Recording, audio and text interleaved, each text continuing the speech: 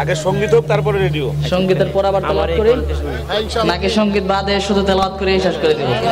আমার এই কণ্ঠে তুমি। আপনাদের কাছ থেকে শুনতে চাই কোন সঙ্গীত গাইবো? আচ্ছা, আমার এই কণ্ঠে তুমি, এটা প্রায় সব মাহফিলে আমার গাইতে হয়। আলহামদুলিল্লাহ, এটা কোরআনের একটি সঙ্গীত। সত্যিকার অর্থে এই সঙ্গীতটা যখন গাই আমার মধ্যেও ভালো লাগা কাজ করে, কারণ আমি যেহেতু কোরআন তিলাওয়াত করি সেক্ষেত্রে এই সঙ্গীতটা আমার সাথে অনেকটাই যায়।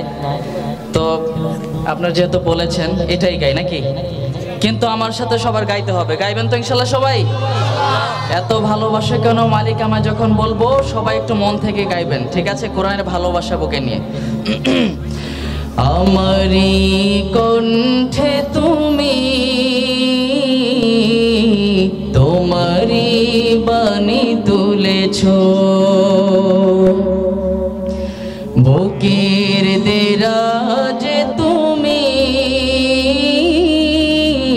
কোরআনের স্থান দিয়েছ। আমারই কণ্ঠে তুমি, তোমারই বাণী তুলেছ, বুকের দেরাজে তুমি কোরআনের স্থান দিয়েছ। এত ভালোবাসো কেন মালিক আমায়, কি করে শুকর তার করি আদায়। এত ভালোবাসো, সবাই একটু একসাথে বলেন, এত ভালোবাসো কেন মালিক আমায়, এত ভালোবাসো কেন মালিক আমায়।